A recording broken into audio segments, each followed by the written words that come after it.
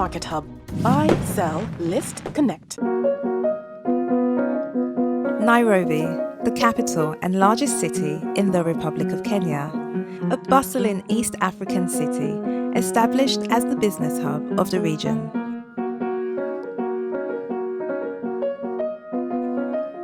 We're here to meet with a world-renowned petroleum expert and an advocate for developing women leaders.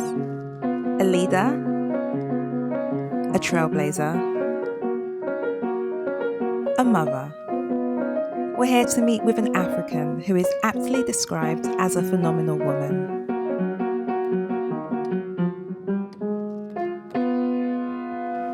Hello Africa, I'm Mary Mukindia and this is my African dream.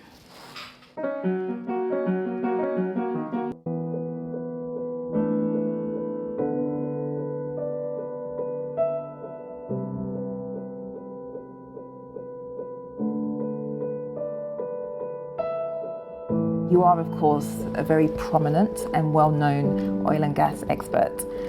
So tell us, how did that happen, and how did you get to where you are today? It was very much an accident, actually, moving into the oil and gas industry. I didn't even want to work in Kenya. I'd gone for an ISEC, University Students Organization for Business Students in Turkey, and loved it so much that I wanted to stay. And my father wouldn't let me or give me the money to go back. So when I graduated in 80, I simply, didn't talk to him and didn't want to work, insisting to be taken abroad. And in the end, it wasn't coming. So I looked out for a job, I applied, and those days was easy. In the 80s, I got 3 job offers. And eventually, more like potluck, a friend of mine had a brother in Esso, so I went into the oil industry again and loved it, never left, actually never left till today. Fantastic. Yeah, 35 years later. Wow. And it is an industry that's not really associated with women. So how were you able to break through the glass ceiling? Sheer hard work and maybe a bit of a loud mouth. Having been brought up by a single father, and he was very much a disciplinarian and he was a workaholic, used to work Saturday, Sunday. He worked for the railways for over 35 years. So we're all treated exactly the same. We competed with the boys. Yeah. And I just grew up knowing that's the way life runs. And I guess also being in a convent school with Irish nuns, everything was tip-top shape. And then I went to a very English boarding school, all girls. It just never occurred to me that, a lady should be demure and quiet and submissive. It was very much go out there and get your world. Yeah. And I brought that to my workplace and became another workaholic, which I advise many young women not to do these days. You've got to have life balance. Yeah. It sounds like your upbringing, being brought up by a single father, that somewhat, I guess, helped you in terms of living in the man's world and succeeding within the man's world. There was no failure. There was no room for failure. It was about school, books. We all knew. He used to say, this is my house, this is my car, this is my sofa.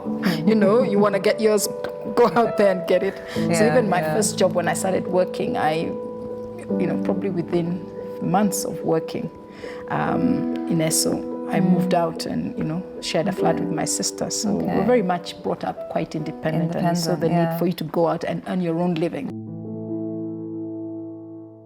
Empowering other women has always been at the forefront of Mary Mukindia's agenda. Through mentoring, imparting wisdom, and leveraging her vast networks, she aims to ensure that senior executive women are able to excel to board positions. I'm passionate about trying to help out women, but what I have found consistently is that women too, we hold ourselves back. We don't self-promote ourselves, not in a negative way, in a pushy way, but in a way of saying, hey, I can do this, volunteer, be open to being sent outside for assignments, do a little bit more to be noticed. Claim your own success instead of saying, oh, the team did that, oh, the team was very good. It's nice to say the team, but sometimes you need to step up and say, yes, I'm able to do this and I've done this. I think I should get this opportunity. There's this book I like where it says, women don't ask. And it's so true, women don't ask. Why don't we ask? We wait to be recognized. I think it's part of our nurturing spirit, part of who we are. We say, if somebody knows I've done that, they surely they'll recognize me for it, instead of saying, no, I think it's my turn. Go to your boss and say, hey, I think, I should be up for the next promotion. So you'll find even when you're going for a job and you're both the same level, same university graduating or going for a new job, the man, most of the time, 90% of the time will get more pay than the woman. Because the man negotiates, he asks. Women don't ask. And we tend to work more and are better, but we don't ask. And what I tell women is you have to develop that sense of self-confidence, value yourself a little bit more. Don't give it out, the glory to other people. Take your rightful share of that glory and say, I can do this. Yeah. If you're good at something, then say, I'm good at this. I'm a good accountant. I'm a very good lawyer. Yeah. My achievements are 1, 2, 3, 4. Yeah. That's what I can, that's the value I can bring on the table. People say, oh, they take you seriously. But when you say, well, I'm not so good, I'm not sure, I think I can do it. Yeah. I guess Raise the the issue is most women feel like if they're doing that, it's boasting. It's Yes, too much. It's that's being it. too Forward, is boasting, Yeah. because we've been brought up to and be, cultured to be subservient, to be retiring, to be nurturing, to support other people. Yeah. And we can continue doing that in our private lives. Absolutely. Yeah. But when you're in business, you're there because of who you are, not because of your gender. You are in that position because you're an officer of the company, not because you're a woman. Yeah. Yeah. But okay, which is true. However, the other side of it is in terms of women empowering other women is Yeah. we tend to get the flack of we don't we go out of our way to not help other women. Yeah. So it's very, it's like a minefield Yeah. in terms of the corporate world and women. I think that's a myth that's propagated by men, because if you look at women, they really come together and work very well together. So why is it when they're in business, they don't? I'm sure there are instances where women don't promote each other, but I've seen myself and others, when you hire a woman, you suddenly find more women coming in. Kenya is endowed with a wealth of natural and human resources, and like many other African countries, its potential for economic growth is largely dependent on the sustainable management of those resources. We just became a middle-income country. We have fantastic potential. We're a maritime nation. We're geographically located so well. We have minerals. We've just found oil. We have coal. We have wind power. We have ocean that we could harness. We have lots of things that we could do. What you need is the capacity of the people. A, to understand what the extractive industry and the natural resource industry is all about. People, and that they're as local as possible. You have investors, but you must invest in your own capacity. You must have a vision of how do we want these resources to work for us, and have strong leadership that has a vision of how will we use that extractive wealth to work for us as people, and how do we leave some of it for future generations. Once we have the people, the capability to understand and then harness that, they will help us develop. I learned this lesson when I went to run National Oil as the CEO. And I was appointed when we had a new government after 24 years of President Moi's rule. We had a Rainbow Coalition government that went in. And National Oil was a moribund, kind of big, fat, sleeping giant, had not really been used to its capacity. Had been a lot of corruption. They'd not had audited accounts for 8 years. World Bank was saying, why is government in the business of doing business? Government should do regulation. So why have a national oil company? Why is it trying to compete with oil companies in building stations and selling fuel? So it was due for closure, and I was told, go and, turn it around. And the one lesson, because everywhere I've been, I look back and I say, there's something I've learned from each job I've had. And the lesson I learned in National Oil is about team. How important a team is, a good team. Because I ended up in hospital twice, trying to work with the team there, trying to change things, trying to teach, trying to show them. I came with the arrogance that I'd come from Exxon. I knew how oil industry should run. But if you don't have the right people with the right attitude, and it was just drama. Until the day I said, somebody advised me, told me, Mary, hire yourself a new team. We re-advertised all the jobs, and we got a whole new different team in. Beautiful young people, brilliant. So once we had the right team together, everything started gelling, We started finding the money, we started convincing government through PowerPoints of the role of a national oil, why it's important to the economy, and it was a bed of roses. I mean, it was beautiful.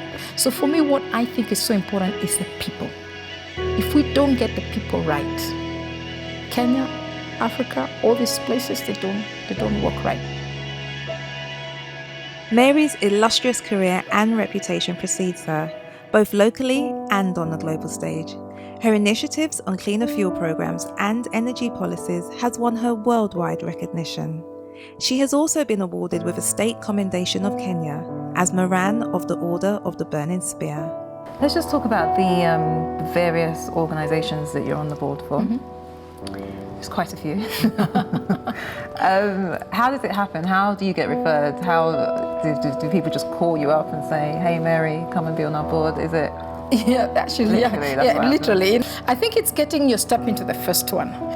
Turning around National Oil was very good for me and the team because it really made our mark. But also founding the Petroleum Institute of East Africa, which was not there before, and I founded it, got a whole team together. So from people seeing that you can do that, you can bring a team together as general manager, we did that successfully. I was appointed. They started saying, we could have that woman on our board, you know? I hear good things. They inquire, they find out, yeah, she's quite serious, a bit tough, maybe talks too much, whatever they say. But people hear of you, they inquire, they read about you, they can see the results of your work. So the work ethic still needs to be there, but you've got to find your way to also be seen. Not that, work is finished, 5 o'clock, dash home, don't go to parties, don't go to cocktails, don't attend the industry association meetings, don't link up, don't network with anybody. So nobody really knows your work. Yeah. So being on 6 boards, having 2 children, how? And a consultancy. And a consultancy. Oh, the children are easy now. They're teens. So one is in UK now. He's 19. He's in college, and then one is 15. And she, they're the age where they don't need you. Okay. You open the bedroom door. No, come, and they're more on their WhatsApp and Instagram and whatever. But still, yeah. So there was never a point where you felt perhaps you had to choose between the career woman, the mother. There was never. I never had a choice. I would have loved to be a stay-at-home mom. My goodness, I'd love to. Yeah. But I think the days where men used to provide all for us, and you just do what you really would love to do, whether it's doing a bit of business. I think those days, for many of us, of course, there's some who are lucky.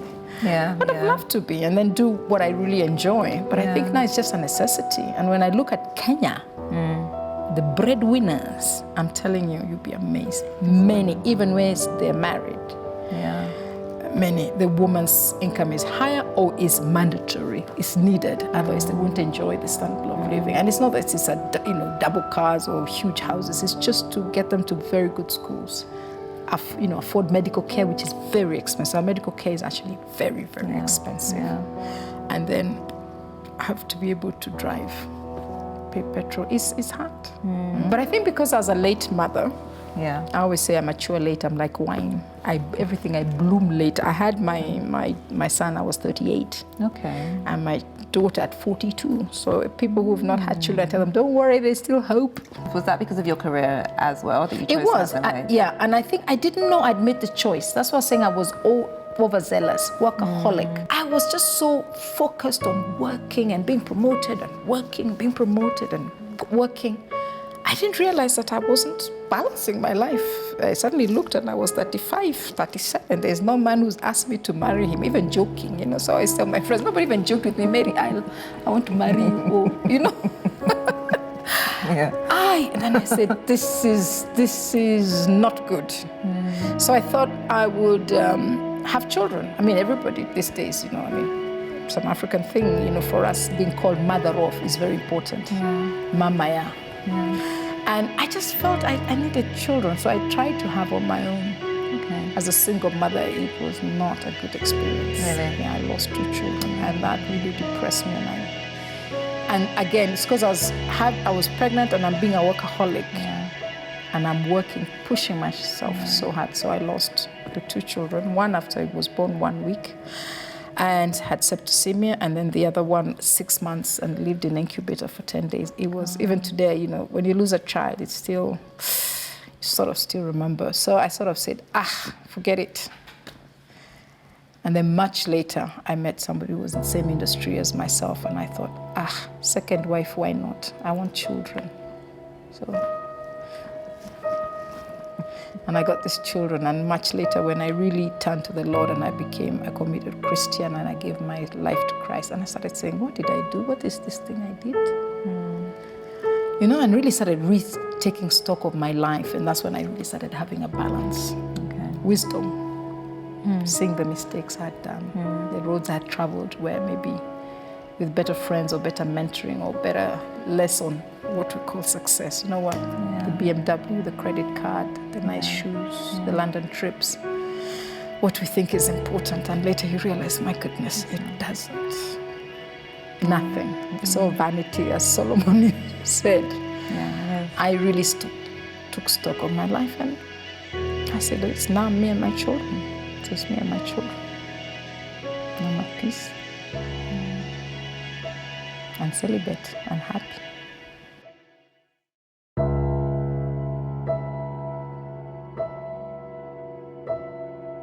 Mary, do you believe you're living your African dream? I think I am. If you'd asked me that a few years ago, I'd have probably said no. I was always waiting to get fulfilled, you know, to get somewhere. Now I'm really learning in my wisdom to enjoy what I have at the moment. I really think Africa is a beautiful continent, honestly. It's still dirty, it's noisy, we don't know how to collect our rubbish, we don't have proper sewage. Our leaders sometimes are terrible people. We ourselves are not very good followers. But it's got a kind of a zest and a fun, and it's alive, and it's got all these brilliant colors. And as opposed to the olden days when they say, Africans, you know, we're stupid. Africans, we're always late. Africans, you know, I'm actually now proud. All these things, the good and the bad make us. We have a beautiful continent. We're a lovely people. We just need a little panel beating and fixing, and we'll be fine. Time is on our side. If you look at the rest of the world, time is on our side. You know, we have a fantastic population, growing huge tracts of land, huge natural resources, rivers. We're not polluted compared to them at all. We contribute 0.01% of the emissions in the world. We have a vibrant young people. So I just have a lot of hope for Africa, and we see countries getting better and better. So I think so. As I go into my 60s, if I say I'm not living it, then what am I waiting for, you know? I have a good home. I have good children. God has blessed me. I am still finding work.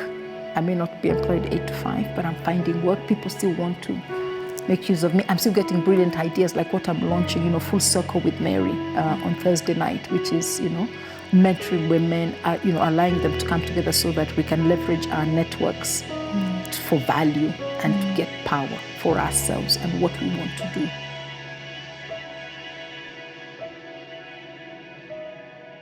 Thank you very much, Mary. It's been an absolute pleasure to have you. My pleasure too. African Thank Dream. you. Thank you for having me on your show. Thank you very much. And lastly, can you be my mentor? I love you. Absolutely, absolutely, absolutely.